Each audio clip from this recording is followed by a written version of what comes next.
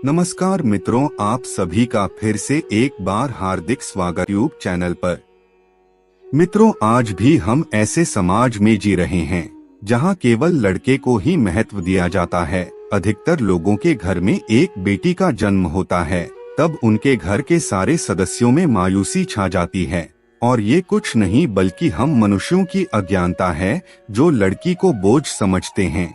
लेकिन आपको यह जानकर हैरानी होगी कि लड़की का जन्म हर किसी के घर में नहीं होता, बल्कि उसी के घर होता है जो भाग्यशाली होते हैं और अपने पूर्व जन्मों में पुण्य का काम किए होते हैं। और आज हम आपको इस वीडियो के माध्यम से यही बताने जा रहे हैं कि आखिर भगवान किसके घर में लड़की का जन्म देने के लिए चुनाव करते हैं और वह कौन से पुण्य कर्म है जिसके कारण व्यक्ति बेटी का माँ बाप बनता है। तो आप हमारे इस वीडियो में अंत तक जरूर बने रहिए। आइए सब मिलकर जानते हैं।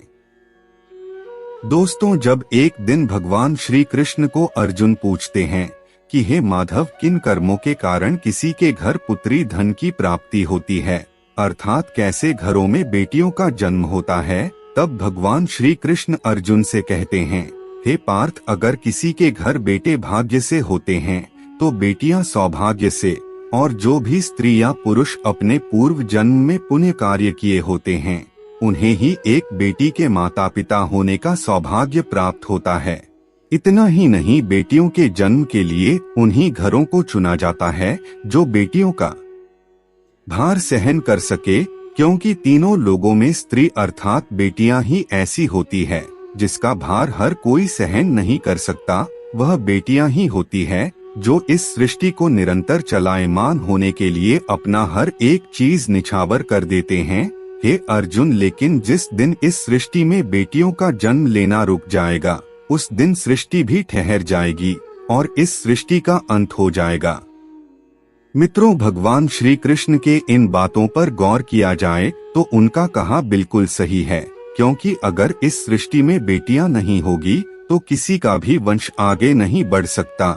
आपने भी कई लोगों को कहते हुए जरूर सुना होगा कि जिस घर में बेटी का जन्म होता है वह घर स्वर्ग के समान होता है, क्योंकि बेटा तो केवल एक कुल को रोशन करता है, लेकिन बेटियां दो कुलों को रोशन करती है। माता पिता के घर वह एक बेटी के रूप में अपना उत्तरदायित्व निभाती है, तो ससुराल आकर बहू के रूप में अपने पूरे कर्तव्य का पालन करती हैं। दोस्तों, आजकल आप सुनते ही होंगे कि बेटियां या फिर बहू परिवार में किसी की मृत्यु हो जाने पर उसका पिंडदान नहीं कर सकती, लेकिन यह बिल्कुल भी सही नहीं है, क्योंकि रामायण में बताया गया है कि प्रभु श्री राम के पिता राजा दशरथ की जब मृत्यु हो गई तो माता सीता अर्थात राजा दशरथ की बहू ने ही उनका पिंडदान किया था, जिससे उन्हें जन्म मरण के इस चक्र से मुक्ति मिल गई थी। इतना ही नहीं, हिंदू धर्म शास्त्रों में बताया गया है कि बेटियां भी अपने पिता के नाम का पिंड दान कर सकती है। वहीं अगर ससुराल पक्ष में कोई पुत्र नहीं है तो इस स्थिति में बहू भी पिंडदान कर सकती है। इसलिए मित्रों, वह लोग बहुत ज्यादा किस्मत वाले माने जाते हैं जिनके घर एक बेटी का जन्म होता है। वही वह प्रबल किस्मत के होते हैं जिनके घर एक से ज्यादा बेटियां जन्म लेती हैं। शायद यही कारण है कि बेटियों को लक्ष्मी का दर्जा दिया गया है। बहुत से लोगों की सोच होती है कि बेटी है तो बिना समय गवाएं और पढ़ाई में पैसे खर्च किए जल्द से जल्द शादी कर दो, लेकिन यह छोटी सी सोच बेटी के भविष्य को बर्बाद कर देती है।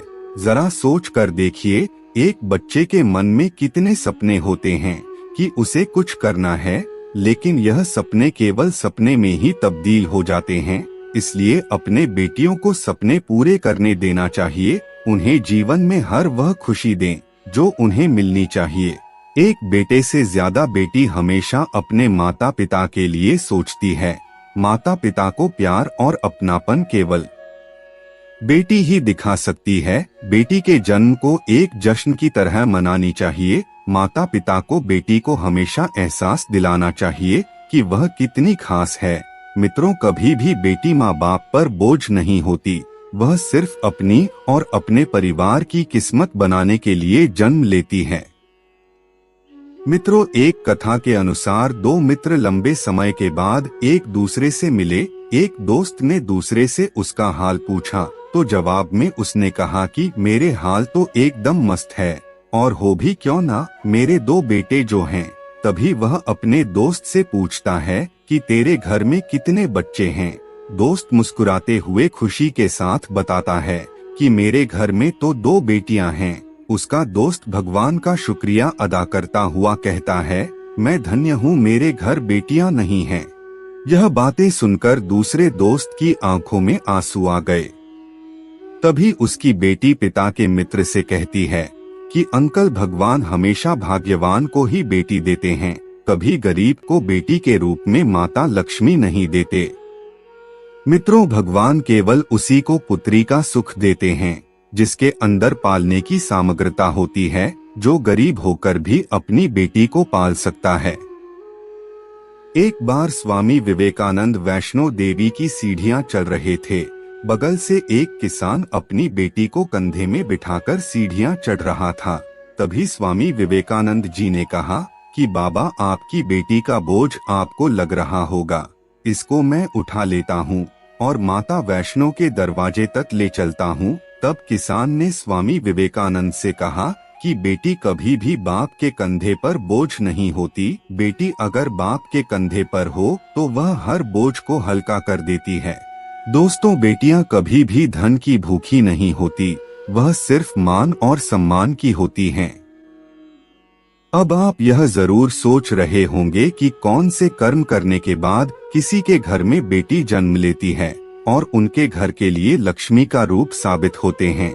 मित्रों, गरुड़ पुराण में बताया गया है कि जब आत्मा को नया जन्म मिलता है तब आत्मा को उस शरीर के अनुसार व्यवहार में ढल कर अपने कर्म करने होते हैं।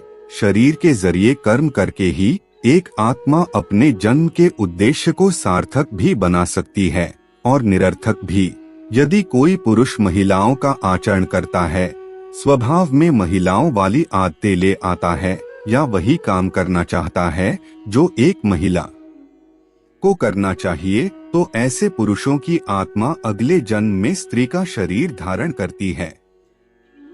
वहीं गरुड़ पुराण में बताया गया है कि यदि कोई व्यक्ति मृत्यु के अंतिम समय में स्त्री को याद करते हुए मरता है तो वह अगले जन्म में एक स्त्री के रूप में जन्म लेता है। वही अगर वह अंतिम समय में भगवान का नाम लेता है तो वह मुक्ति के मार्ग पर चला जाता है। तो मित्रों, आज आपने जाना कि बेटी का जन्म किसके घर में होता है और कौन से कर्म करने से बेटी पैदा होती है।